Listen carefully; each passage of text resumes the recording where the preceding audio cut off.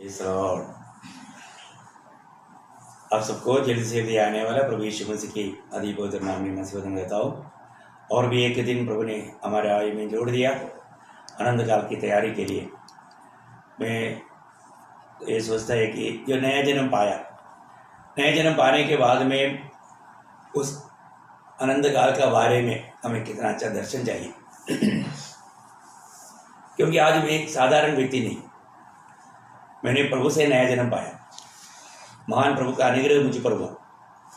आज प्रभु में आने के बाद, इतना बड़ा अनुग्रह पाने के बाद मैं एक सच्चा मसीह जीवन बिता पा रहा है कि नहीं, ये बहुत श्रेष्ठ बात है। एक मसीह व्यक्ति, आपको सबको मालूम है, जिसमें मसीह की आत्मा नहीं, वो मसीह का जन नहीं। रोमे 8 करना वो आपको मालूम, पढ़ने की जरूरत नहीं। परंतु उस आत्मा पाया हुआ व्यक्ति, उस 8:14 में लिखा है, जितने आत्मा की चलाए चलता है वही परमेश्वर का संतान है, वही परमेश्वर का जन है।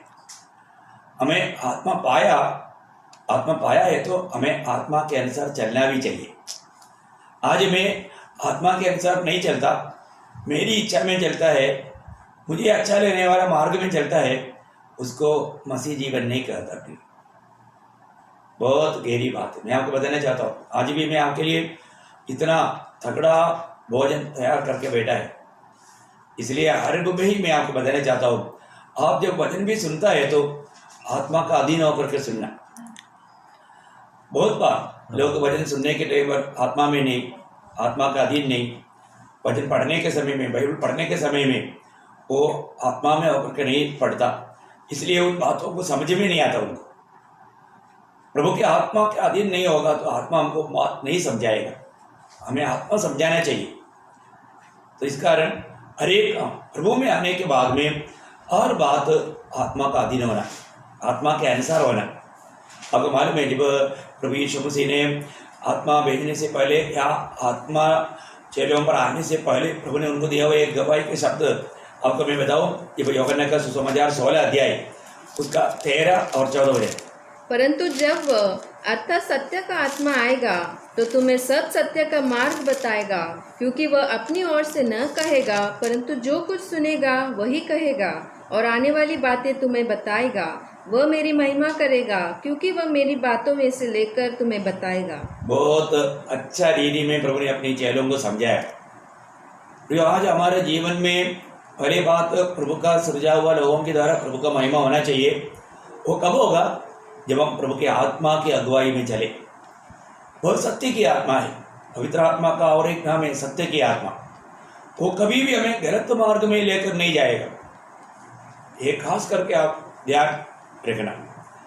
कुछ भी गलत बात के लिए, दुनियादारी की बातों के लिए या अपनी शारीरिक अभिलाषा की बातें, है ना, ये बातों पर आत्मा कभी नहीं ले चलेगा। अगर आपका मन में कुछ गंदी विचार आता है, उसका मतलब वो आत्मा की ओर से नहीं, मतलब वो एक दूसरा आत्मा है, वो दुष्ट आत्मा है। पर जो पवित्र आत्मा वो काम नहीं करेगा। तो सबसे बड़ी बात क्या है कि पवित्र आत्मा आपको कभी भी पाप के मार्ग में अगुवाई नहीं करेगा, वो पवित्र मार्ग पर अगुवाई करेगा। इसलिए अपने आप को परखना है कि आज मुझे प्रभु की आत्मा का अगुवाई में मैं चल पा रहा है कि नहीं। आज सवेरे उठने के बाद में मेरे जीवन की यात्रा मैंने कैसे आरंभ किया, मैं अपने आप को पवित्र आत्मा का अधीन किया है कि नहीं, ये बात को हमें परखना है। और जब आत्मा में हम चलता है तो हमेशा प्रभु यीशु मसीह के नाम का महिमा करेगा, क्योंकि वो व्यक्ति का एक ही इच्छा रहेगा, मेरा स्वामी के नाम महिमा पाए, हमारा प्रभु यीशु मसीह का नाम महिमा पाए। वो बात करे, प्रचार करे, कुछ भी करे, सिर्फ एक ही नाम को ऊंचा करेगा, वो प्रभु यीशु मसीह के नाम को ऊंचा करेगा। क्योंकि प्रभु के अनुग्रह से हमारा उद्धार हुआ। यदि प्रभु हमको अगर नहीं चाहा होता तो आज हमारा उद्धार नहीं होता था। प्रभु ने हमसे प्रेम किया, प्रभु हमें प्रेम करके स्वर्गीय महिमा छोड़कर दुनिया में आया, हमारे लिए कलवरी सूली पर अपने आप को बलिदान किया, प्रायश्चित का बलिदान। प्रभु का प्रेम प्रभु ने हमें दिया। तो सच में अगर हमारा जीवन में हमने उद्धार पाया है तो हम प्रभु की मार्ग में पवित्र आत्मा का अगुवाई बिना नहीं चल सकता। आप दुनिया का कितना भी बुद्धिमान मनुष्य हो, आपका बुद्धि आपको धोखा देगा। इसलिए आपको याद होगा जब पहला तिमोथी 6 अध्याय का 20-21 वचन में हम पढ़ता है कि मतलब जो दुनिया की ज्ञान बहुत लोगों को भरमाया। उन्होंने सोचा मैं बहुत अच्छा माला ज्ञानी है, मेरे पास बहुत डिग्रियां हैं दुनिया से पाया हुआ, ये जो बातों में अपने आप को बुद्धिमान जता करके वो मूर्ख बन गया। उनके जीवन में ये बुद्धि ने उनको क्या कर दिया? पहला तिमोथी 6 का 20-21। हे तिमोथियो, इस धरोहर की रखवाली कर और जिस ज्ञान को ज्ञान कहना ही भूल है उसके अशुद्ध बकवाद और विरोध की बातें से परे रह। कितने इस ज्ञान का अंगीकार करके विश्वास से भटक गए हैं। देखा, इस ज्ञान को मतलब उसको लगता है कि मैं बहुत बुद्धिमान है, मैं बहुत ज्ञानी है। प्रयोग ये दुनिया का बुद्धि वो ज्ञान से आप प्रभु को और उसका व्यवस्था को उसका वचन को कभी नहीं समझ पाएगा। ऐसे लोग घमंडी होकर के नष्ट हो जाएगा। ऐसे लोगों का इन दिनों में हम देखते हैं कि वो लोग अपनी बुद्धि के अनुसार कार्य को करता है। मैं एक बात आपको पूछना चाहता हूँ, आज आप ये वचन सुनने से पहले, अभी आपको ये वचन आप तक पहुँचेगा करीब 1 बजे के बाद में, 12 बजे के बाद में, तो मैं आपको पूछना चाहता हूँ, आज आप सुबह उठने के बाद में इस 12 बजे के अंदर आपने बाइबल पढ़ा क्या? अगर आपने बाइबल नहीं पढ़ा तो मैं आपको बताना चाहता हूँ, आप एक आलसी है, आलसी। आप प्रभु को अभी तक महिमा देना नहीं जाने। आप वास्तव में एक धोखा की आत्मा का अधीन है। आप प्रभु की आत्मा में चलने वाला व्यक्ति होता तो जरूर आप सवेरे उठकर सबसे पहले प्रभु को उपस्थिति में जाकर प्रभु को धन्यवाद देने के बाद में प्रभु को सुनेगा, वो वचन के द्वारा आपसे बात करेगा, आप जरूर वचन पढ़ेगा। अगर हमारे जीवन में हम प्रभु का वचन को महत्व नहीं देता और वचन के द्वारा प्रभु की इच्छा जानने में अगर हम उत्साही नहीं रहता, तो प्रिय वो एक विजयी जीवन का लक्षण नहीं, वो एक धोखा का जीवन है, एक झूठ मूठ का एक कपड़ा वक्त बोल सकता है, बहुत बड़ा धोखा हो जाएगा। और प्रभु में आने के बाद प्रभु की आत्मा का अधीन रहना इसलिए बहुत जरूरी बात है। और सवेरे उठते ही प्रभु को धन्यवाद देते हुए अपने आप को प्रभु का आत्मा का अधीन करना, रोज हमें अपने आप को समर्पण करना है। कल आपने समर्पण किया होगा, आज सवेरे उठने के टाइम पर समर्पण किया है कि नहीं?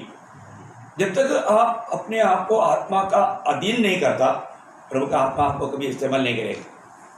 ये काम हमें रोज करना है, रोज हमें एक सच्चा समर्पण करना जरूरी बात है।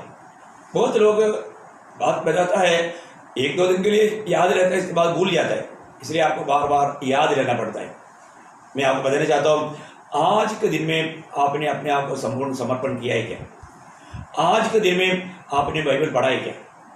आज के दिन में आप सच में एक ऐसा एक समय अलग करके प्रार्थना किया है कि नहीं? प्रार्थना हमारे जीवन, प्रार्थना हमारे जीवन है, निरंतर प्रार्थना है, वो बात अलग है। पर जो प्रार्थना के लिए कुछ समय अलग करके हम मतलब कुछ लोगों के लिए मध्यस्थी करने के लिए एकाग्रता के साथ मतलब प्रभु के साथ कुछ गहरा नाता में जीवन बिताने के लिए अलग हो करके अपन प्रार्थना करते हैं, ऐसा एक प्रार्थना जीवन हमारे हुआ है कि नहीं? ये बात को हमें परखना। ये सब जब हमारे जीवन में मतलब नष्ट होता है, इसका मतलब उनमें एक आलसीपन का आत्मा का व्यवहार होता है। और आज हम देखते हैं कि बहुत से लोग एक सच्चा विजयी जीवन बिताने के लिए उत्साही नहीं। विजयी जीवन बिताने के लिए हमें दाम देना पड़ता है। हमें मालूम है कि हमारा ये एक ही जिंदगी, एक ही छोटा सा जिंदगी अनंत काल का तैयारी के लिए हमें किस रीति में इस्तेमाल करना चाहिए, इसको वास्तव में नया जन्म का अनुभव है, वो हमेशा अनंतता की ओर लक्ष्य लगा करके जीवन की यात्रा करता है।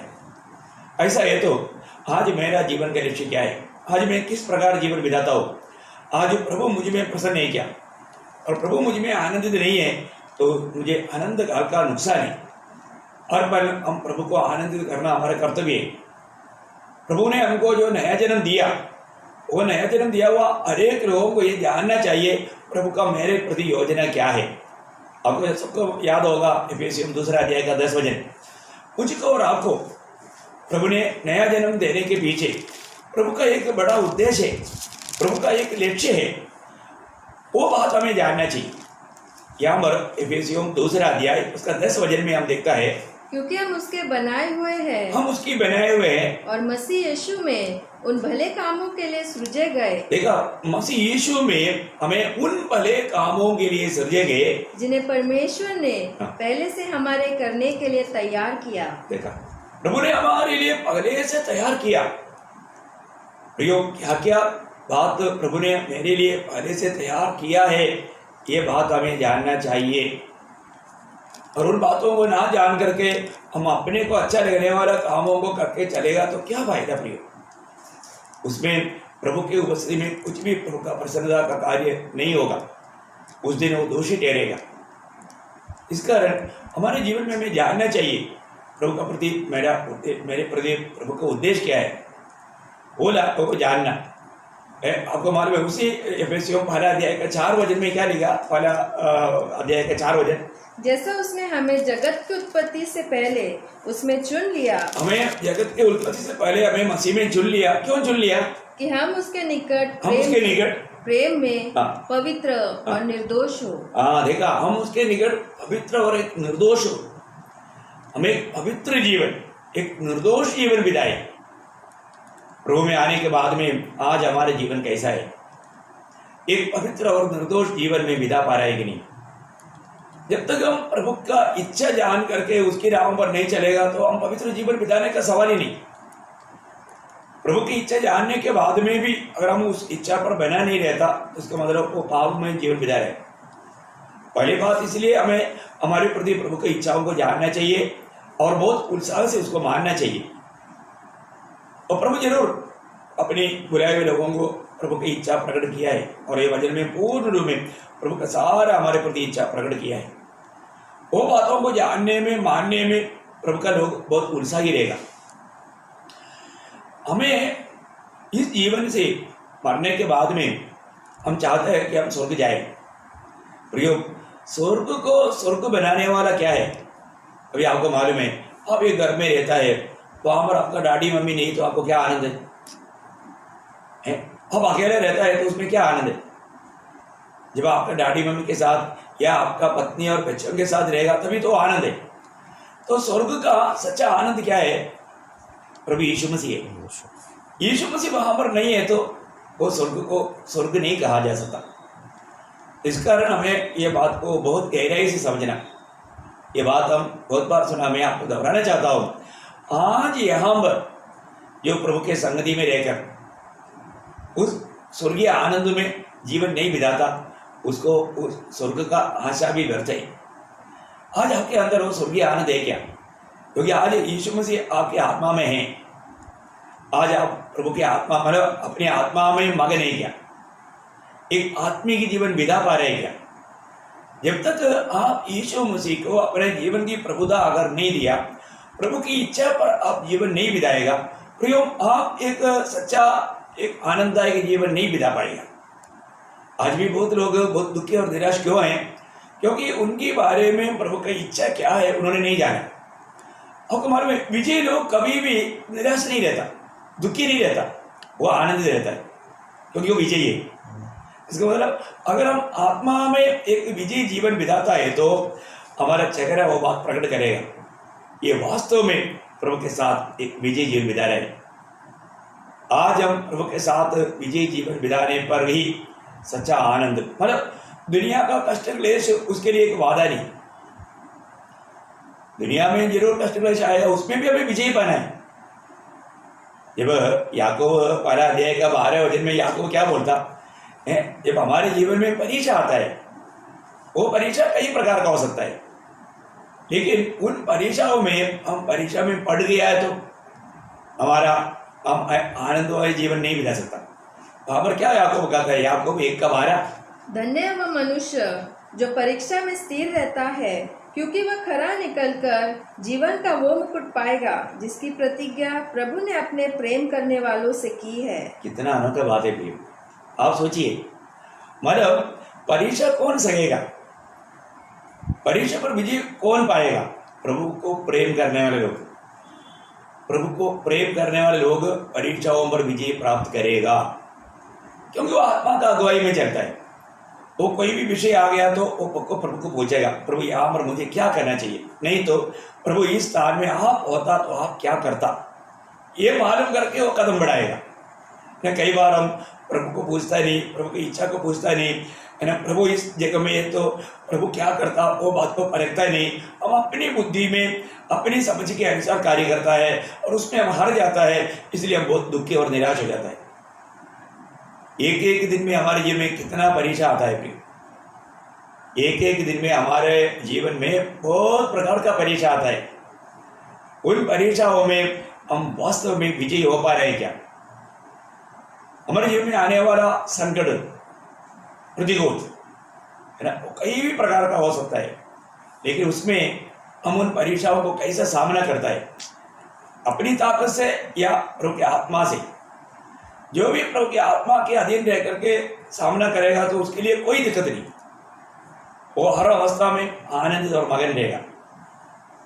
परंतु अगर हम अपनी बुद्धि के अनुसार अपनी समझ के सहारे में काम करेगा, वहां पर गड़बड़ी होगा। हमारे विश्वास की यात्रा जरूर कदम कदम पर हमें परीक्षा है। हम लड़ाई के मैदान में, हमें लड़ाई है, हमें प्रतिकूल है, क्योंकि ये दुनिया का ईश्वर शैतान कदम कदम पर हमें ठोकर खिलाने के लिए कुछ ना कुछ जाल बिछाते रहेगा। वो हम आनंदित रहना देखते हुए उसको जेलसी होता है, वो हमें कैसे भी कुछ ना कुछ टेंशन में ला करके, कुछ ना कुछ हमें दुखी बना करके हमें दुखी दिखाई देगा। तो ना कई लोग, पड़ोसी लोग अगर दुखी रहता है तो उनको आनंद होता है, और जो वो लोग आनंद रहता है तो इनको दुख होता है। ऐसा जलन करने वाला लोग है, ऐसा आत्मा का लोग भी है, ऐसा ही शैतान का काम है। प्रभु के लोग आनंदित रहता है तो वो सह नहीं पाता, उसको कहीं ना कहीं परीक्षा में डुबा करके उसको दुखी बनाना ये शैतान का काम है। इसलिए प्रियो, हमारे में हमें प्रभु की आत्मा का अधीन रह करके आत्मा का फल का अनुभव हम हमेशा चखते जाए। आत्मा का अनुभव में निराशा नहीं, आत्मा का फल में दुख नहीं। जीवन में दुख आता है, पर तो आत्मा में रहने वाले लोगों को दुख से बढ़ करके वो आत्मा में शांति पाता है, आनंद पाता है, उस पर विजय प्राप्त करता है। वो तो आत्मा का फल है।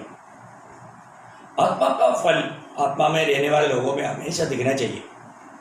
कष्ट तकलीफ, आपको मालूम है, कोई भी कष्ट हमें बिगाड़ने के लिए नहीं, हर एक कष्ट हमको ये बात को जरूर याद रहना, कोई भी हम बुलाए हुए लोगों के जीवन में जो भी कष्ट आता है, तकलीफ आता है, परेशानी आता है, प्रतिकूल आता है, इवन वो किसी प्रकार का भी क्यों ना हो, वो सारे बात मैं आपको बताऊं, वो हमें मसीह की रूह बनाने के लिए, वो हमारे भलाई के लिए।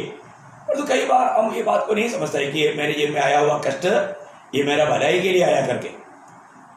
भक्तों के जीवन को अगर हम जांचेगा तो वो सारे बात भलाई के लिए हुआ, वो व्यक्ति का भलाई, क्योंकि प्रभु का हमारे जीवन का प्रति लक्ष्य ये छोटा सा जीवन का आलिशान जीवन नहीं प्रिय, ये छोटा सा जीवन में हमें अनंत काल के लिए तैयार करना है ना। वही याकूब उसका शुरुआत में उसका पहला अध्याय का 2 से 4 पढ़ना, याकूब का पत्री पहला अध्याय का 2 से 4। हे मेरे भाइयों, हे मेरे भाइयों, देखो याकूब पवित्र लोगों को बोल रहा है हे मेरे भाइयों, कह रहा ये प्रयोग कितना अच्छा है प्रियो। हे मेरे भाइयों, मैं मंडली के सारे भाई बहनों को बोलना चाहता हूँ, आप मेरा प्रिय भाई बहन प्रिय, मैं आपको समझाना चाहता हूँ, आप इसमें ठोकर ना खाए, क्योंकि आप एक सच्चा पवित्र जीवन बिता करके, एक विजयी जीवन बिता करके आप भी प्रभु के संग मिलना, ये हमारा बहुत बड़ा चाहत है प्रियो। इसलिए बोला, आप मेरा हर एक बात शायद आपको अच्छा नहीं लगता होगा, परंतु प्रियो ये मेरी बात नहीं, ये प्रभु की बात है, ये प्रभु के वचन है, उसको आप मत इनकारो, आप उस बातों से अकेलापन ना करो, आप थोड़ा नम्रता से ग्रहण करो ना। आपको मैं बताना चाहता हूँ कई प्रकार, अभी जैसा अभी मतलब अभी ये जो यूट्यूब के द्वारा आप कभी भी देख सकता है, परंतु संडे की आराधना आप सबको समय पर आना पड़ता है। संडे की आराधना का भी मैसेज डालता है क्या यूट्यूब में? हाँ, इसलिए कुछ लोग मकड़ा करता है, वो आलसी है। हम सभी लोग मिलना चाहिए। 8:30 बजे का टाइम दिया, फिर भी बहुत लोग घर में रहने के बावजूद भी, कोई नई ड्यूटी नहीं है, फिर भी टाइम पर अटेंड नहीं करता। मैं आपको बताऊं, आपके आलसीपन का स्वभाव है प्रियो, उसको दूर करो, जरूर दूर करो, नहीं तो आप एक विजयी जीवन नहीं बिता पाएंगे। आपको प्रॉपर 8:30 बजे बोला तो उससे 5 मिनट पहले से तैयार रहना चाहिए, इंतजार में रहना चाहिए। आप प्रभु का वचन के प्रति देखो, आप ये जानना अपना सारा जीवन का सारा बात एक दिन और प्रभु हमारे को दिखाएगा। अभी अपन घर में बैठ करके इस प्रकार मिल करके काम कर रहा है बोल करके, उसमें भी अगर हमारा एक सच्चा दिल से नहीं कर रहा है, प्रभु को सम्मान करके अगर नहीं कर रहा है, वो सारे बातों में निंदित हो जाएगा, लिज्जित हो जाएगा, सब कपड़ता हो जाएगा। एक बात आप याद रखना, हमारा जिंदगी का सारा बात प्रभु और एक बार हमें दिखाएगा, सभी बात। उस समय में आपको कैसे लगेगा? आपने चुपके से जो भी किया वो सारा बात प्रभु आपको दिखाएगा। आप देखिए, आपने प्रभु का एक एक काम कैसे किया, जीवन में क्या क्या बातें किया, किसके साथ क्या बात किया, फोन में क्या बात किया, घर में क्या बात किया, सारी बात आपको दिखाएगा। उस दिन आपका अवस्था क्या रहेगा? आप उस दिन लज्जित हो जाएंगे, अपने आप को परखो। इसलिए प्रभु के आत्मा का अधीन हो जाओ। खास करके हम इतना प्रभु के आगमन का निकट है, अपने अभी भी प्रभु का आगमन हो सकता है। जीवन में प्रभु के दास लोग प्रभु की आलोचना जब आपको देता है, उस आलोचना को नम्रता से ग्रहण करो। हे मेरे प्रिय भाइयों, जब तुम नाना प्रकार की परीक्षाओं में पढ़ो, देखा, एक परीक्षा नहीं, नाना प्रकार का परीक्षा।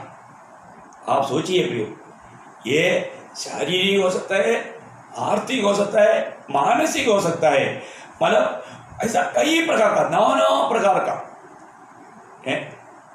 आप देखिए, नाना प्रकार का परीक्षा के अंदर प्रभु का लोग, प्रभु का जन आएगा। हमारे जीवन में नाना प्रकार का परीक्षा आएगा। एक वक्त उस समय में अपने सामर्थ्य में नहीं। आप मैं एक बात आपको बताना चाहता हूँ, आप कभी भी कुछ भी परीक्षा में हो जाता है तो शायद शैतान एक अपना सेना के साथ वो आपको लड़ने के लिए आया होगा। कभी भी यहाँ पर मैं आपको बताऊं, उसी याकूब उसका 4 अध्याय का 7-8 वचन जरा पढ़िए। इसलिए परमेश्वर के अधीन हो जाओ। हाँ, देखिए, परीक्षाओं के समय में हम प्रभु के अधीन हो जाना, हम प्रभु के आत्मा का अधीन हो जाना, बहुत बड़ी बात है प्रियो।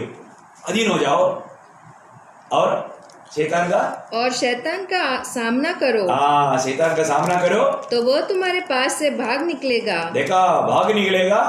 परमेश्वर के निकट आओ, और परमेश्वर के निकट आओ तो वह भी तुम्हारे निकट आएगा। कितना अनोखी बात है। जब हम प्रभु की निकटता में हैं, कभी भी आपको याद रखना, जब आदम के साथ हवा नहीं था, शैतान भी ऐसा मौका ढूंढा जब हवा को अकेले में मिला।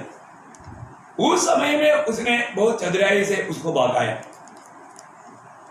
प्रियो, कई बार हम जब अकेला होता है, वहां पर उस समय में कई प्रकार का परीक्षा होता है। मैं आपको बहुत बार बताया ना, आपको टीवी में मतलब गंदी बात देखने का, पिक्चर देखने का, मोबाइल में, आजकल टीवी के सामने कोई जाता नहीं होगा, मोबाइल में है ना सब कुछ है। मोबाइल में जाकर के उस मतलब गंदगी की ओर ले जाता है शैतान। प्रभु के लोगों को ऐसे नहीं करेगा, प्रभु के आत्मा के अनुसार चलने वाला कभी नहीं करेगा। इस बात पर इसलिए इन दिनों में प्रियो दुनिया बिगड़ चुका है। क्या आपको नहीं दिखता दुनिया बिगड़ गया है? अरे पवित्र लोग बिगड़ गया है ना। पवित्र लोग ही आजकल सत्य वचन को, पत्य वचन को, पवित्र जीवन के उपदेश को सुनने के लिए इच्छा नहीं, उसके पीछे लोग मतलब बैर कर रहा है, झगड़ा कर रहा है। देखो कितना दुख की बात है।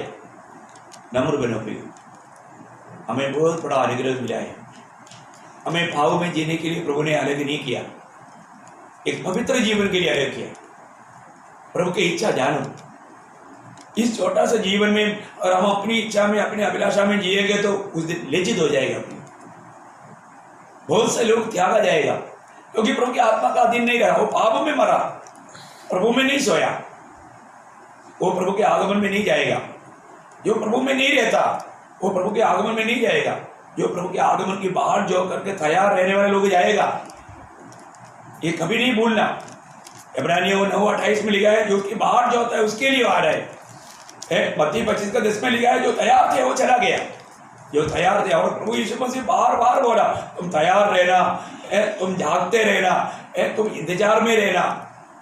प्रभु ने हमें दिया हुआ कामों को करते हुए प्रभु के प्रति हमें एक इंतजारी चाहिए प्रिय। ऐसे नहीं हम अपनी मनमानी करते हुए, अपनी इच्छा में चलते हुए हम स्वर्ग की आशा करें। देखो मैं एक बात आपको बताना चाहता हूँ, जो व्यक्ति प्रभु के साथ राज करने की इच्छा रखता है, वो उसके सिंहासन में बैठना चाहता है, उसको क्या करना पड़ेगा? सिर्फ स्वर्ग जाना ही बड़ी बात नहीं प्रियो, प्रभु के साथ हमें उसके साथ सिंहासन में बैठना मेरे दिल की इच्छा वो है। मैं उसके लिए मसीह जीवन बिताता हूँ। इसके लिए दिन प्रतिदिन मैं वचन को ध्यान करते हुए, वचन में भी दर्पण में मैं अपने जीवन को परखता हूँ, और जो भी प्रभु को पसंद नहीं, जो भी प्रभु ने नहीं चाहा, उन बातों को दूर करते रहता हूँ। जीवन में एक काम हमें दिन प्रतिदिन होते रहना प्रिय। प्रभु यीशु मसीह ने जो वायदा दिया मंडली को जब संदेश देने के टाइम पर, प्रकाशित वाक्य उसका 3रा अध्याय, उसका 21 वचन, क्या अनोखा वचन है। प्रकाशित वाक्य 3 का 21, रेवलेशन 3:21। जो जय पाए मैं उसे अपने साथ अपने सिंहासन पर बैठाऊंगा, जैसे मैं भी जय पाकर अपने पिता के साथ उसके सिंहासन पर बैठ गया। देखो प्रभु का वायदा क्या है? आप उदाहरण पाया बोल करके आप प्रभु के साथ सिंहासन में बैठने के लिए योग्य नहीं बनेगा। प्रभु यीशु मसीह हमारे लिए आदर्श है। आज मेरे जीवन का लक्ष्य क्या है? मैं इस जीवन का खुशियों को पा करके आकर स्वर्ग में मिलना, फिर आप बहुत प्रभु का बुलाहट का, प्रभु का लक्ष्य से बहुत दूर है। प्रभु का लक्ष्य और आपका लक्ष्य एक बनना चाहिए। प्रभु की इच्छा आपकी इच्छा दोनों एक बनना चाहिए, नहीं तो आप एक मसीह जीवन नहीं बिता सकता। आमोस 3:3 में लिखा है, जब तक 2 जन एकमत नहीं होगा साथ में नहीं चल सकता। हमें प्रभु के साथ चलना, हम अकेला नहीं चलना। जब से हमने प्रभु को अपनाया, इसके बाद में कभी अकेला ना चले भी। अकेला चलने के टाइम पर विरोधी को मौका मिलेगा। नाना प्रकार की परीक्षा आने के समय में वो परीक्षाओं को पार करने के लिए हमें तुरंत प्रभु का अधीन हो जाना, प्रभु का अधीन हो जाना। प्रभु के अधीन हो गया तो फिर शैतान भाग जाएगा, शैतान को वहां पर रुकने का मौका नहीं। मैं आपको बताना चाहता हूँ, इसी कारण जब हम पर्सनली एक सीक्रेट प्रेयर लाइफ जो अपन प्रभु के साथ मतलब ज़्यादा गहराई में प्रार्थना में बिताता है, वो समय में वहां पर बिल्कुल शैतान निकट नहीं आ सकता। बहुत गहरी बात है, और ऐसा अनुभव हमें बार बार चाहिए।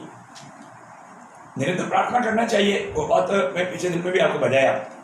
एक बात आपको जानना, तभी भी हमें और भी एकाग्रता के साथ, अभी मैं गाड़ी चलाने के टाइम पर भी मैं प्रभु से बात करता हूँ, प्रार्थना करता हूँ, लेकिन उसमें मैं अकेला में एकाग्रता में मैं प्रार्थना रूम में जा करके जब मैं प्रार्थना करता है, वो बात बहुत बड़ा एक गहरा प्रभु के साथ का अनुभव है।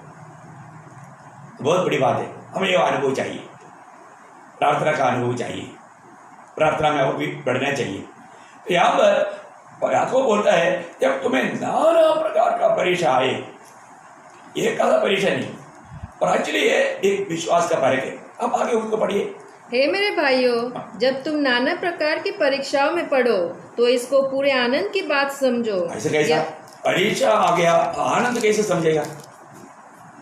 परीक्षा में लोगों को घबराहट होता है ना, परीक्षा में कई समस्या होता है, पर तो याकूब यहाँ पर बोलता है इसको पूरा आनंद समझो, परीक्षा पूरा आनंद समझो।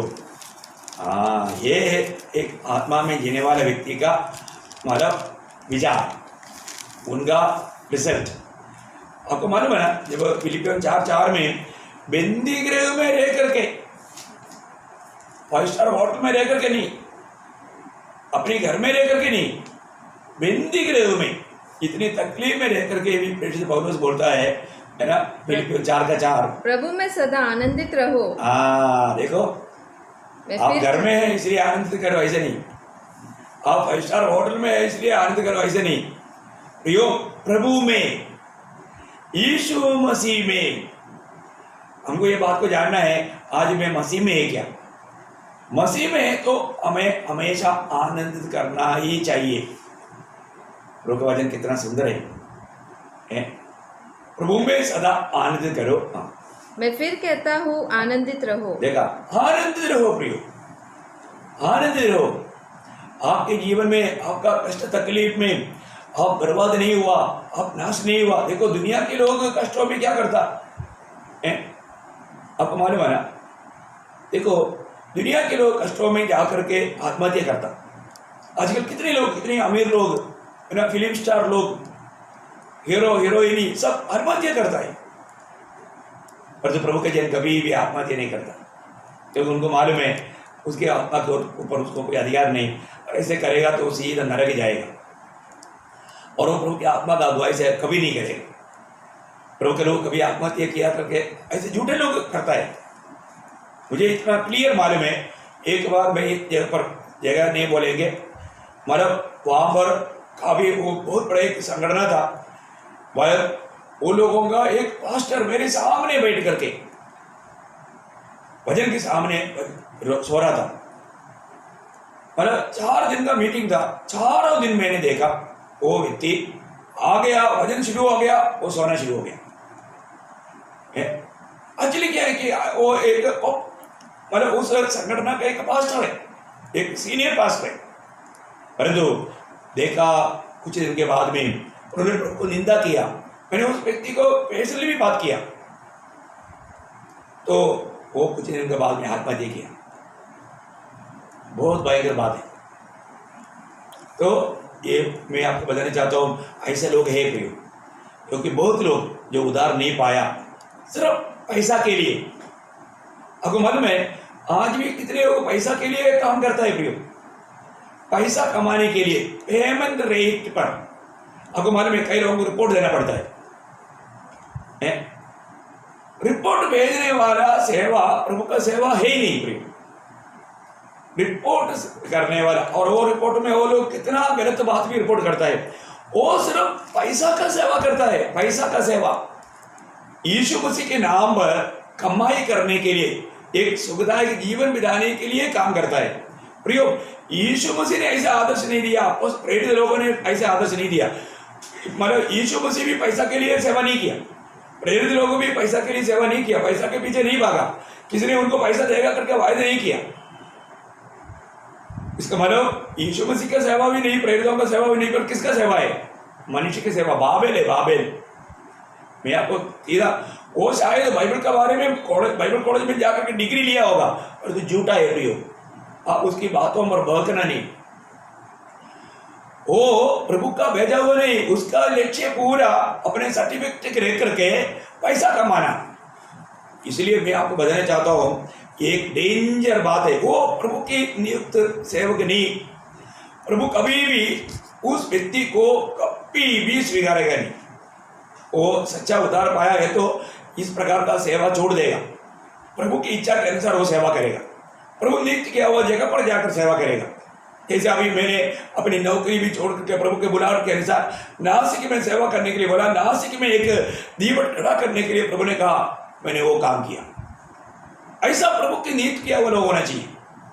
और जो संगठन के लोग पैसा के लिए, वो एक ईश्वर है प्रियो। मुझे मालूम है इधर ऐसे कुछ लोग हैं जो लोग मतलब ऐसा शिक्षण पाने के बावजूद भी झूठे शिक्षणों में चला गया। मैंने सुना पिछले दिन में एक ऐसा एक संगठन का व्यक्ति जो पैसा के लिए काम करता है, और उन लोगों के पास जाकर के उल्टा पुल्टा बात करके चला गया। वो बार बार ऐसे आता है, मैं नाम नहीं बोलना चाहता हूँ प्रियो, बहुत धोखा का। मैं बोलता ना ऐसे झूठे लोग, क्योंकि उसके स्वामी पैसा है, वो पैसा के लिए काम करता है, वो प्रभु का काम नहीं करता है ना। इस कारण क्या है कि जब आपको याद होगा लूका का सुसमाचार उसका 16 अध्याय, उसका 11 से पढ़िए। लूका उसका 16 अध्याय का 11 से पढ़िए। इसलिए जब तुम अधर्म के धन में सच्चे न ठहरे तो सच्चा धन तुम्हें कौन सौंपेगा? और यदि तुम पराये धन में सच्चे न ठहरे तो जो तुम्हारा है उसे तुम्हें कौन देगा? उसका लास्ट 13 तक पढ़िए। कोई दास दो स्वामियों की सेवा नहीं कर सकता, क्योंकि वह तो एक से बैर और दूसरे से प्रेम रखेगा, या एक से मिला रहेगा और दूसरे को तुच्छ जानेगा। तुम परमेश्वर और धन दोनों की सेवा नहीं कर सकते। देखा, परमेश्वर और धन दोनों का सेवा नहीं कर सकता। प्रियो, आज ऐसा बहुत लोग हैं, बहुत झूठे लोग, वो ये दुनिया का विषय में भी विश्वास होगी नहीं। ऐसे लोगों को प्रभु का सेवा के लिए प्रभु कहाँ नियुक्त करेगा? है इतना झूठ मूठ का हिसाब बना करके पैसा कमाने वाला लोग है, वो लोगों को प्रभु रखेगा क्या? प्रभु का सेवा का नाम पर, यीशु मसीह के नाम पर ये सब करता है। ये दो स्वामी है प्रियो। आपको मालूम है, इससे पहले भी प्रभु ने मत्ती उसका 6 अध्याय का 24 वचन में भी उड़ाकर विशेष करके कहा, मत्ती 6 का 24, कोई मनुष्य दो स्वामियों की सेवा नहीं कर सकता, क्योंकि वह एक से बैर और दूसरे से प्रेम रखेगा, या एक से मिला रहेगा और दूसरे को तुच्छ जानेगा। देखो बहुत गहरी बात है यहाँ पर प्रभु का वचन कहता है, आप दो स्वामी का सेवा नहीं कर सकता प्रियो।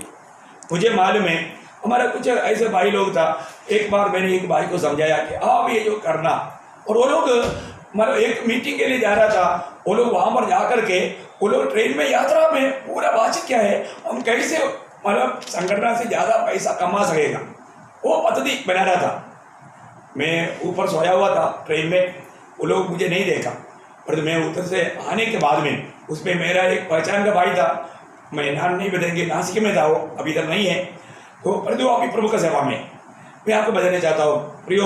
मैंने उस व्यक्ति को और उस झुंड को समझाया, आप लोग प्रभु यीशु मसीह को भेज डालना चाहते हो, आप लोग अपना पेट की सेवा कर रहे हो, आप लोग धन का सेवा कर रहे हो।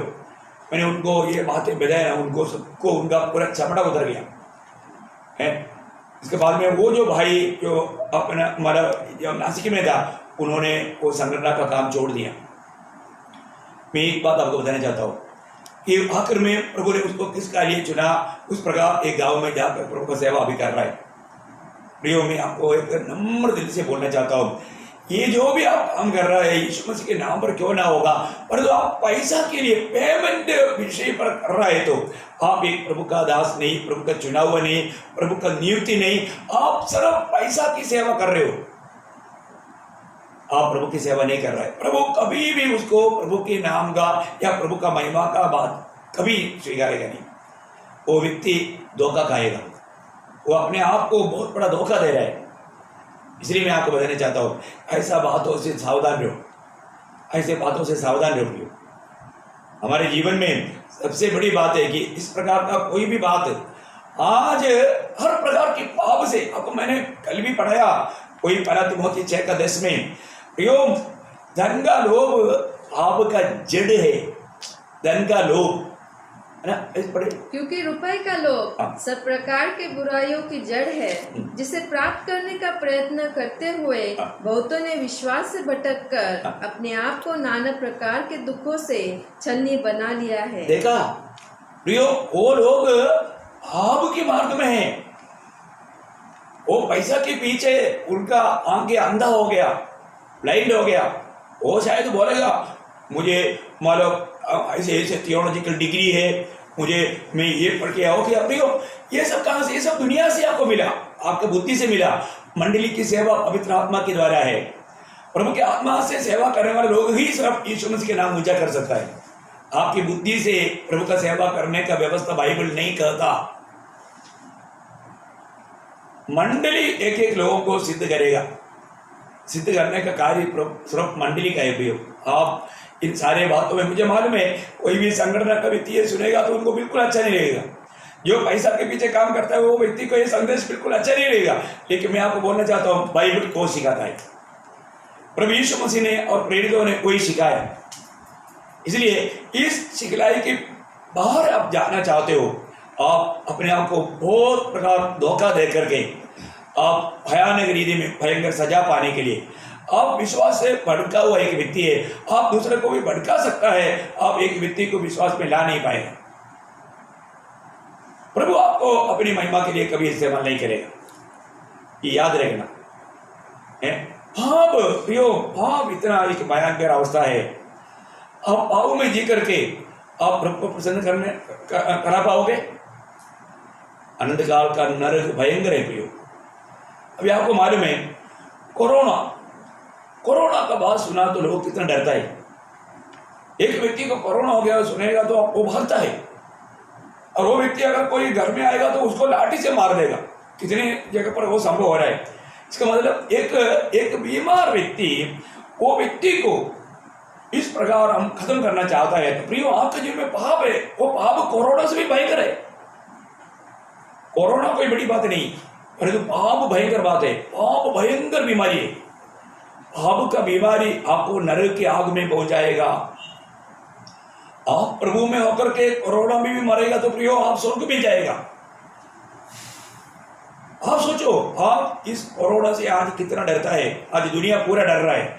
मैं आपको बोलना चाहता हूं, उनके लिए एक सबक है, आप इससे बढ़ करके पाप से डरो, पाप से नफरत करो। शैतान का लक्ष्य आपको कोई ना कोई पाप में गिराना है, शारीरिक अभिलाषाओं में, आंखों की अभिलाषाओं में, जीविका का घमंड में, इस प्रकार के पापों में गिरा करके हमें प्रभु से दूर करना शैतान का लक्ष्य है। मैं आपको बताऊं, आप आज बहुत ध्यान से वचन को, संदेश को सुनना प्रिय। अगर आप सच में प्रभु का भय मानने वाले व्यक्ति है, उदार पाया हुआ व्यक्ति है, तो ये दुनियादारी से दूर रहो प्रिय। अरे पाप से दूर रहो। प्रभु ने आपको पाप करने के लिए नहीं चुना, एक पवित्र जीवन के लिए हमें बुलाया। प्रभु की इच्छा में बना रह करके प्रभु का महिमा करने के लिए बुलाया है ना। जब पहला थिस्सलुनीकियों 4 अध्याय का 13 वचन, पहला थिस्सलुनीकियों 4 का 13, हे भाइयों, हम नहीं चाहते कि तुम उनके विषय में जो सोते हैं अज्ञानी रहो। ऐसा न हो कि तुम दूसरों के समान शोक करो जिन्हें आशा नहीं। देखा प्रियो, हमें इस बात को अच्छी तरह जानना है। पहला थिस्सलुनीकियों 4 अध्याय का 3 वचन पढ़ा आपने, वचन गया तो पढ़ा। क्योंकि परमेश्वर की इच्छा यह है कि तुम पवित्र बनो। क्या बोला? 13 बोला, सॉरी। तो पहला थिस्सलुनीकियों 4 अध्याय का 3 वचन बोलना था, मैंने ये गलती किया। 13 वचन नहीं, 3 वचन। ओके। क्योंकि परमेश्वर की इच्छा यह है कि तुम पवित्र बनो। देखा, परमेश्वर की इच्छा यही है प्रियो, तुम पवित्र बनो। तुझे पवित्र जीवन बिताना, ये प्रभु की इच्छा है प्रियो। पापों में होकर के जीवन बिताने वाला प्रभु को कौदा भी नहीं देख पाएगा। आज हमें ये बात को देखना है। आज में प्रभु की आत्मा का दिन, क्योंकि सत्य की आत्मा हमें हर एक सच्चाई में चलाएगा। पवित्र आत्मा पवित्रता में चलाएगा। पवित्र आत्मा आपको कभी भी हमारे पापों में नहीं चलाएगा। इसलिए बार बार हम देखते हैं कि पाप मत करो, पाप मत करो। प्रियो, आज भी कितने लोग कितने प्रकार के पापों में वो मगन रहता है। पाप करके हम प्रभु के आगमन में प्रभु के साथ जाना है तो एक सच्चा पवित्र जीवन। पहले होना 3 पढ़ना। बहुत आपको ये सब बात मैं बार बार आपको इसलिए दोहरा करके बताना चाहता हूँ, आप इसको अच्छी रीति में समझिए प्रियो।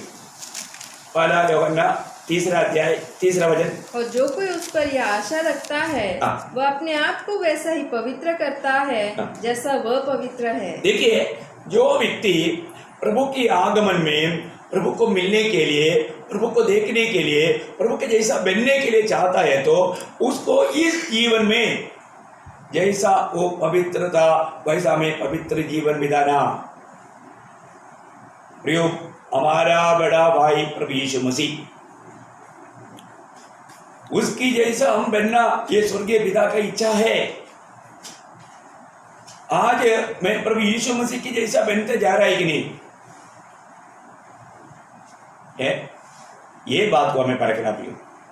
आज मैं दिन प्रतिदिन प्रभु यीशु मसीह के जैसा बनते जा रहा है कि नहीं, क्योंकि यीशु मसीह के आगमन में हम यीशु मसीह की जैसा बनना है तो जिसको ये आशा है, जिसको प्रभु के आगमन में प्रभु के साथ मिलने की आशा है, जाने की आशा है, जैसा वो पवित्र है वैसे अपने आप को पवित्र रखेगा। आज रोज दिन प्रतिदिन का हमारे जीवन को परख कर देखो, कोई व्यक्ति सिर्फ उसका दूसरा वचन भी पढ़िए 3 का 2, पहला यूहन्ना 3 का 2। हे प्रियो, जब हम परमेश्वर की संतान हैं, जब हम परमेश्वर की संतान हैं और अभी तक ये प्रकट नहीं हुआ। देखो, वो भी बात कितना बड़ी बात है। हम आज कौन है? परमेश्वर का संतान है। ये परमेश्वर का संतान कहलाना तक कितना श्रेष्ठ बात है प्रियो। भाभी को परमेश्वर का संतान नहीं बोलता, उसको शैतान का संतान बोलता है। पापी को शैतान का संतान बोलता है। जो पाप करता है वो शैतान की ओर से है। हम परमेश्वर का संतान कहलाता है क्योंकि हम पवित्र जीवन में रहता है, हम परमेश्वर की इच्छा में चलता है। हम प्रभु यीशु मसीह ने हमें दिया हुआ उस कदमों पर कदम मिलाकर चलता है। उनके लिए ये वचन है। जो परमेश्वर की संतान है, जो वास्तव में उद्धार पाया, प्रभु की आत्मा में नया जन्म पाया और आत्मा के अनुसार चलता है, उनके लिए बोल रहा है। जब वो जो लोग जो प्रभु का संतान है, उनके लिए क्या होगा प्रभु के आगमन में? और अभी तक यह प्रकट नहीं हुआ कि हम क्या कुछ होंगे। इतना जानते हैं कि जब वह प्रकट होगा तो हम उसके समान होंगे, क्योंकि उसको वैसा ही देखेंगे जैसा वह है। हाँ, प्रभु का धन्यवाद हो। हमारे प्रभु यीशु मसीह के आगमन में प्रभु यीशु मसीह जैसा है मैं ऐसा बन जाएगा, उस आशा के साथ आज मैं एक पवित्र जीवन बिताता है कि नहीं, ये जानना प्रियो। मुझे एक बात मालूम है, मैं हमेशा आपको ये संदेश देने के पीछे मेरा उद्देश्य यही है प्रियो।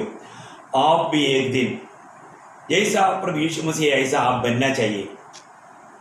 मुझे आपसे और कोई भी प्रकार का अपेक्षा नहीं प्रियो। आप एक सच्चा पवित्र जीवन बिताए, आप वास्तव में प्रभु के आगमन में उड़ा ले जाए, आप यीशु मसीह जैसा है ऐसा बन जाए। प्रिय, उसके लिए हमें दिया हुआ हमारे जिम्मेवारियों में बना रहना जरूरी बात है। प्रभु यीशु मसीह ने हमें कहा हुआ उन बातों में बना रहना बहुत बड़ी बात है। और हमने प्रभु में विश्वास किया और प्रभु ने कहा हुआ बात अगर हमने नहीं माना तो इसका मतलब हम प्रभु के आगमन की तैयारी नहीं कर रहे। हमें एक पवित्र जीवन बिताना, हम प्रभु की आत्मा की अगुवाई चलना, प्रभु की इच्छा के खिलाफ में कोई काम नहीं करना। आज अपने आप को परखो प्रिय। मैं आपको ये नहीं बोलता अभी किसी आपको देख करके नहीं, परंतु यह संदेश सुनने के समय में अपने आप को परखो। आज मेरा दिल प्रभु के लिए कांपता है क्या, तड़पता है क्या, प्रभु के प्रति भूख प्यास है क्या, मेरे जीवन में प्रथम स्थान में प्रभु को देता है क्या?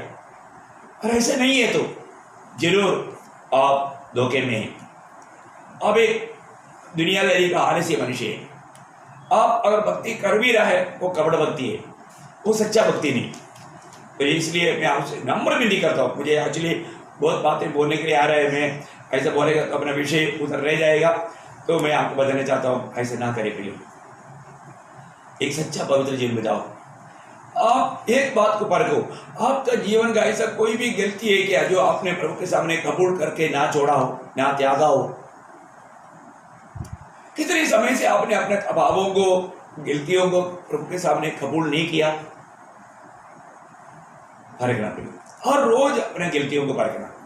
हम जब भी प्रभु का वचन सुनता है, हम वचन पढ़ता है, निश्चय हमारे जीवन का कमी हमें दिखता है। जो प्रभु के प्रकाश में वचन पढ़ता है, प्रभु के प्रकाश में वचन सुनता है, आत्मा का अधीन होकर के सुनता है। मैं अभी तक बताया हुआ संदेश के अंदर आपके साथ प्रभु ने बहुत बात किया है, पर जो आपने वो अपने जीवन का गलतियों प्रभु ने दिखाया, वो गलतियों को कबूल करके मन फिरा किया। आप इस वचन सुनने के समय में आपसे प्रभु जो बात कर रहे हैं वो पॉइंट नोट किया है क्या? उसके अनुसार मन फिरा है क्या? कितनी बार प्रिय रोज का संदेश में हमें बदलने के लिए प्रभु अपने वचन भेजता है। यदि हम ये वचन सुनकर के हम नहीं बदल रहा है प्रिय, आप वचन सुनकर के अपना मन कठोर कर रहा है, और भी पाप कर रहा है, और भी आप दोषी बन रहे हैं। अपने आप को परखो प्रिय, जरूर जान जो प्रिय, किसी प्रकार का धोखे की बातों में ना जाए, दुनिया की जैसा ना बने प्रिय, एक सच्चा भक्त बनना। मैं इसलिए आपको यही बात को बता रहा था, एक भक्त युग के जीवन का, उनका जीवन का 4 जो स्वभाव गुण उनका बारे में बताया था। 2 बात हमने देखा कल। क्या क्या था? एक वो खरा था या निष्कपट था, है ना।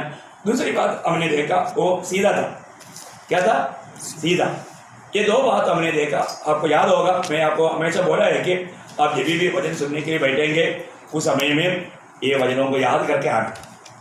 आज हम तीसरी बात को कम से कम देखेंगे। एलिय्याह वो कैसा व्यक्ति था?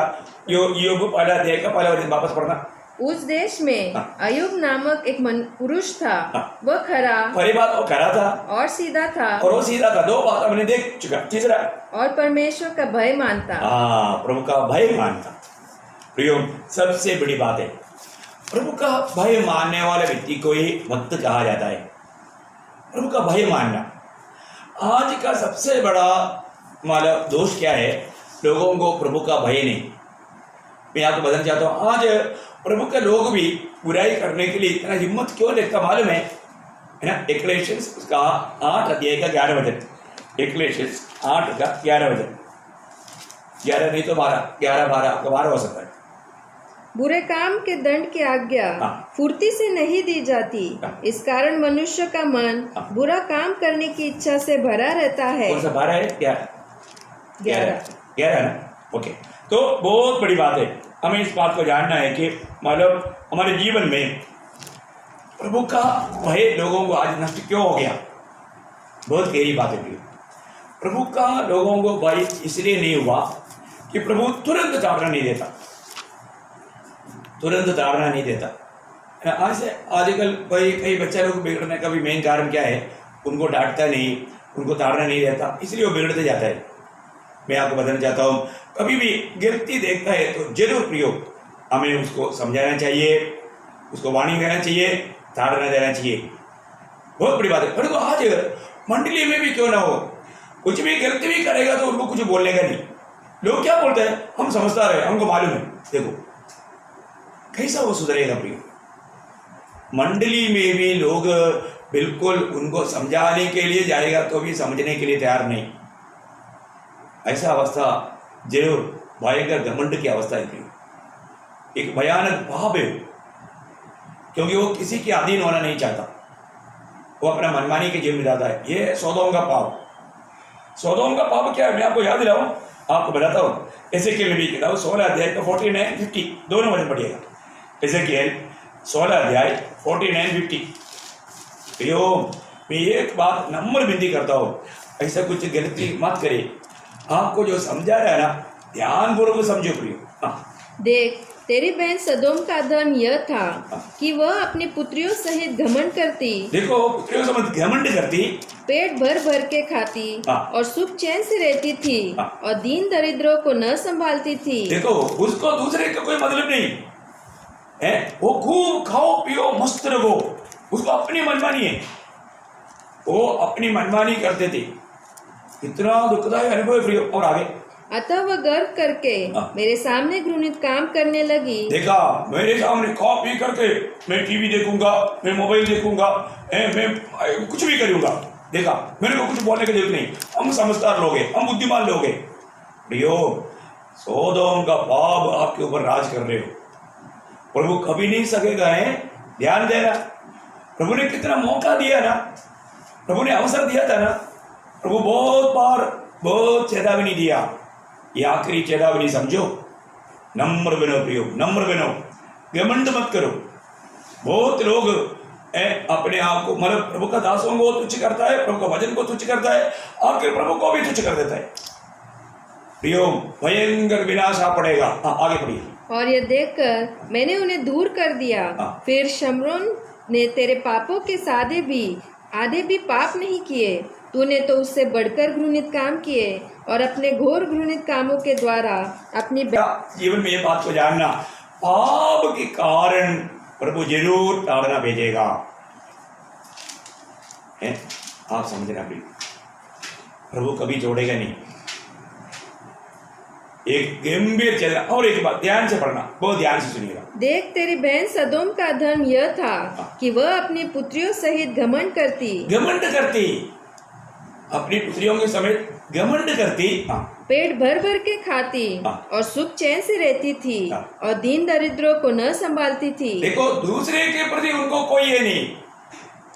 प्रभु का जन कैसे भी इतना भी दरिद्रता में भूखा मरने दो, परंतु वो अपनी खा पी करके एकदम मतलब आराम से करके अपनी मनमानी करके जीवन बिताएगा। और आगे, और वह गर्व करके मेरे सामने घृणित काम करने लगी। और मेरे सामने घृणित काम करने लगी। प्रियो, आप जो भी कर रहे हैं, स्वर्ग देख रहे हैं, आप ये मत सोचो प्रभु का दास नहीं देखता, शायद दूसरा विश्वासी लोग नहीं देखता, पर तो प्रभु देख रहा है। आप अभी भी घमंड ना करो। मैं नम्र विधि करता हूँ, प्रभु का ताड़ना का हाथ पड़ने से पहले नम्र बनो। घृणित काम, प्रभु ने जो घृणित कहा है वो पाप मत करो प्रियो। प्रभु जो नहीं चाहता ऐसे बुराइयों के पीछे मत लगो, पाप ना करो। पाप से प्रभु बहुत नफरत करता है। प्रभु पापी को जरूर प्यार किया, हम सब पापी थे, लेकिन आप अगर अभी भी प्रभु के दृष्टि में जो घृणित काम करते हो, आप चुपचाप घर में बैठ करके या गाड़ियों में चलते फिरते, मैं देखता हूँ कई जवान लोग क्या आजकल बुढ़ा लोग तक यात्रा में, बस की यात्रा में तक मोबाइल खोल करके वो हिंदी बातें देखते रहता है। कई लोगों के पड़ोस में बैठना तक बहुत दिक्कत है, बहुत मुश्किल के समय है। पाप लोगों को, पाप को पानी की नाई पीते हुए वो उसमें मजा कर रहा है। प्रियो, प्रभु ये बात देख कर कैसा है या नहीं, खास करके प्रभु का लोग जो कहलाता है वो लोग ऐसा करना बोलेगा तो कितना भयंकर सजा का योग्य है। और आगे, और यह देखकर मैंने उन्हें दूर कर दिया। देखा, मैंने दूर कर दिया। प्रभु दूर करेगा। प्रभु दूर करने के अनुभव में ना जाए, इसलिए आपको बताने चाहता हूँ ना, एक सच में मैं एक बात आपको बताना चाहता हूँ। आज ज्यादा नहीं जाएगा शायद, एक आप आज सच्चा प्रार्थना करो। क्या प्रार्थना करना मालूम है? अच्छा, एक प्रार्थना मैं आपको बताता हूँ, है ना। जब 86 का 11 बजे, 86 का 11, 86 का 11, मुझको एक चित्त कर कि मैं तेरे नाम का भय मानूं। देखा प्रियो, इससे बढ़कर के कुछ भी नहीं। मैं आपको बताऊं, मुझको एक चित्त कर बोले का मतलब, प्रभु तेरा भय मान करके तेरी राह पर चलने का अनुग्रह मुझको दे दे। इससे बढ़कर कुछ भी नहीं प्रियो। अब इस छोटा सा जीवन में देखो, प्रभु का भय मानो प्रियो, प्रभु का भय मानो। मैं आप अभी इस माध्यम से आपसे बात कर रहा है, परंतु मैं नहीं आपको बोल रहा हूँ, प्रभु आपसे बोल रहे हैं। ये बात कभी नहीं बोलना। आपको मालूम है, जो दुनिया में सबसे बड़ा बुद्धिमान कहलाने वाला शलमोन अपनी बुद्धि की सारी युक्ति निकाल करके आखिरी में बोला हुआ शब्द क्या मालूम है ना? इक्लेशियंस 12 अध्याय का 13-14 वचन याद रखना, याद रखो, है ना। हाँ, पढ़िए। सब कुछ सुना गया। अंत की बात यह है कि परमेश्वर का भय मान और उसकी आज्ञाओं का पालन कर। देखो, प्रभु का भय मान और उसकी आज्ञाओं का पालन कर, क्योंकि मनुष्य का संपूर्ण कर्तव्य यही है। मनुष्य का संपूर्ण कर्तव्य है प्रियो, मनुष्य का संपूर्ण कर्तव्य है प्रियो। ये बुढ़ापा में बोला वो बात है, जवानी में वो भी भूल गया था। मैं एक बात आपको बताना चाहता हूँ, अभी भी अगर जवानी है तो प्रभु को मत भूलो। प्रभु की बातें आपको अच्छा लगने दे। आप इस बातों को थोड़ा समझो प्रियो। प्रभु की आज्ञा मत तोड़ो। प्रभु की इच्छा जानने के बाद मनमानी के जीवन मत बिताओ, एक सच्चा पवित्र जीवन बिताओ प्रियो। प्रभु का भय मानने वाला दिल नहीं है तो प्रियो, आप एक भक्त बन ही नहीं सकता, एक भक्ति के जीवन नहीं बिता सकता। एक बात याद रखो, आपको अभी मैंने पिछले दिन में भी आपको बोला, प्रकाशित वाक्य 22:11 में, अभी नहीं इधर छोड़ना नहीं, अभी अपना मनमानी में जीने के लिए छूट दिया। आप वो छूट लेना चाहते हैं तो आखिर में अनंत काल का नरक की आग में मिलेगा, कोई संदेह नहीं प्रियो। अगर आप पवित्र है तो आपको और भी पवित्र बनना है, पवित्रता के पीछे लगना है, एक सच्चा पवित्र जीवन, है ना। अपना बुद्धि की ज्ञान के पीछे मत जाना प्रियो। जीवन हम कितना भी पवित्र जीवन बिताएगा तो भी प्रभु यीशु मसीह है हमें पिता के सामने खड़ा करने के लिए हमें लायक बनाता है, वो बात अलग है। लेकिन आज हमें आपको, हमारे मुझको और आपको एक पवित्र जीवन बिताने की जरूरत है। हमारा हर एक प्रकार का पापों को दूर करने की जरूरत है, पर नहीं किया आप प्रभु के साथ विश्वासघात ये बना, विश्वास योग्य नहीं रहा, प्रभु के साथ कभी नहीं रह पाएगा। ये हमारा सलमान बोलता है आगे उसका 14 वचन में, क्योंकि परमेश्वर सब कामों और सब गुप्त बातों का, चाहे वे भली हो या बुरी, न्याय करेगा। चाहे वो भली हो बुरी, न्याय करेगा। देखिए, सारे बातों का प्रभु न्याय करेगा। प्रभु यीशु मसीह के न्यायासन के सामने हमें खड़ा होना है प्रियो। एक बार मरना फिर न्याय का होना सब मनुष्य के लिए परमेश्वर ने नियुक्त किया करके इब्रानियों 9:27 में पढ़ता है, आपको मालूम है। प्रियो मरने के बाद खत्म नहीं हुआ, खत्म कहानी नहीं। वहां मृत्यु के बाद एक न्याय है। आप जीवन में करने वाला हर एक काम एक दिन प्रभु परखेगा, प्रभु पूछेगा। मैं आपको बोलना चाहता हूं और भी अधिक प्रभु का भय मानो प्रियो, प्रभु का भय मानो। आज मैंने देखा मंडली जीवन में बहुत लोग हैं प्रभु का भय नष्ट कर दिया, इसलिए अपना मनमानी के जीवन बिताता है। मैं बहुत आग्रह करता हूँ, मुझे बहुत बोलने के लिए, मतलब नदियां बह रहा है, बहुत बोलने की इच्छा है प्रियो। सच में प्रभु का भय मानो। मैं इस विषय को मैं कल भी आपको बताऊंगा। कल क्या मैं इस विषय को कितना भी बोलूं तो कम आना। प्रभु का भय मानना प्रियो, प्रभु का भय रहित जीवन व्यर्थ है। जो व्यक्ति जो को आज आपको मालूम है, आपका खुद का अनुभव परखो। माँ बाप अपनी बच्चों से आज बहुत परेशान है। क्यों? वो बोलता है मेरी बात नहीं मानता, वो बिल्कुल बात नहीं मानता। बच्चे लोग बात नहीं मानता है। आप बोलो, जब आपका बच्चा आपका बात नहीं मानता है तो आपको कैसा लगता है? ऐसा है तो प्रियो, अगर आप प्रभु का बात नहीं मानेगा तो क्या होगा? प्रभु की बात नहीं मानने से क्या होने वाला है? स्वर्ग नरक सत्य है प्रियो। स्वर्ग के मार्ग पवित्र मार्ग है, सकरा मार्ग है। वहां पर चलने वाला थोड़ी लोग है, थोड़ी लोग। ये सारे प्रभु यीशु मसीह का शब्द का प्रयोग अच्छी तरह जानना, बहुत थोड़ी है उसको पाते हैं, थोड़ी लोग। वो थोड़ी लोगों में मैं और आप होना चाहिए। इस पीढ़ी इतना बढ़ चुका है और प्रभु के आगमन इतना निकट आ चुका है, इसलिए मैं आपसे नम्र भी नहीं करता हूँ, सच्चा प्रभु का भय मानो प्रियो। किसी को भड़काओ मत, किसी को ठोकर मत बनो, एक अच्छा आदर्श बनो, अपने आप को नम्र और दीन करो। मैं आपके लिए जरूर रोज बहुत मालक प्रभु से विनती करते रहता हूँ। मुझे आप लोगों को आकर मिलने के लिए अभी मौका नहीं, लेकिन मैं प्रभु के साथ विनती करता हूँ, प्रभु इन लोगों को ऐसे परीक्षा में ना पढ़ने दे, कोई नष्ट ना होने दे, और आपका वचन सुनने का भूख प्यास ज़्यादा दे। आज कई लोगों को अपने अपने कामों में भी जाने के लिए मौका मिल रहा है, वो बहाने में आप वचन सुनना ना छोड़ना प्रिय। मुझे मालूम है कई लोगों ने यूट्यूब में तक ये संदेश सुनने के लिए उनके पास टाइम नहीं, देखा जल्दी प्रभु को भूल गया, जल्दी प्रभु को भूल गया।